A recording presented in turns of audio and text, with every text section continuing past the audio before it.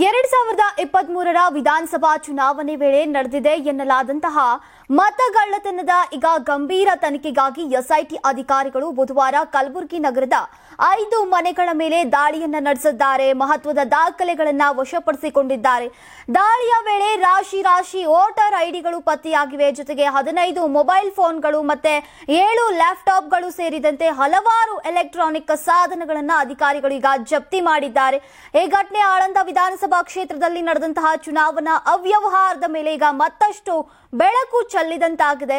ಇನ್ನು 2023ರ ವಿಧಾನಸಭಾ ಚುನಾವಣೆಯಲ್ಲಿ ಕಲಬುರಗಿಯ ಆಳಂದ ಕ್ಷೇತ್ರದಲ್ಲಿ 6038 ಮತಗಳನ್ನ ಅನಧಿಕೃತವಾಗಿ ಡಿಲೀಟ್ ಮಾಡಲಾಗಿದೆ ಎಂಬ ಗಂಭೀರ ಆರೋಪಗಳು ಕೇಳಿ ಬಂದಿದ್ವು. ಕಾಂಗ್ರೆಸ್ ಅಭ್ಯರ್ಥಿಯನ್ನ ಸೋಲಿಸುವಂತಹ ಉದ್ದೇಶದಿಂದ ಈ ಕೃತ್ಯ ನಡೆದಿರುವಂತಹ ಶಂಕೆ ವ್ಯಕ್ತವಾಗಿತ್ತು. ಈ ಹಿನ್ನೆಲೆಯಲ್ಲಿ ಈಗ ರಾಜ್ಯ ಸರ್ಕಾರ ಪ್ರಕರಣವನ್ನ ಗಂಭೀರವಾಗಿ ಪರಿಗಣಿಸಿ ಎಸ್ಐಟಿ ರಚಿಸಿ ತನಿಖೆಗೆ ಆದೇಶಿಸಿತ್ತು. ಮತ್ತು ಕಳೆದೊಂದು ತಿಂಗಳಿನಿಂದ ಈಗ ಸಾಕಷ್ಟು ಜನರನ್ನ ವಶಕ್ಕೆ ಪಡೆದು ವಿಚಾರಣೆ ಮಾಡಿದಂತಹ ಎಸ್ಐಟಿ ಅಧಿಕಾರಿಗಳು ಕೊನೆಗೂ ಈಗ ಬುಧವಾರ ನಗರದ 5 ಕಡೆಗಳಲ್ಲಿ ದಾಳಿ ನಡೆಸಿ ಪರಿಶೀಲನೆಯನ್ನ ಮಾಡಿದ್ದಾರೆ. ಕಲಬುರಗಿ ನಗರದ ರೋಜಾ ಬಡಾವಣೆಯ ಅಶ್ಫಾಕ್, ಜುಮ್ಜುಮ್ ಕಾಲೋನಿಯ ನದೀಂ ಹಾಗೂ ಅಕ್ರಮ್, ರಾಮನಗರ ಬಡಾವಣೆಯ ಅಸ್ಲಂ ಹಾಗೂ ಯಾದುಲ್ ಕಾಲೋನಿಯ ಮೊಹಮ್ಮದ್ ಜುನೈದ್ ಮನೆ ಮೇಲೆ ಈಗ ದಾಳಿ ಮಾಡಿ ಪರಿಶೀಲನೆಯನ್ನ ನಡೆಸಿದ್ದಾರೆ.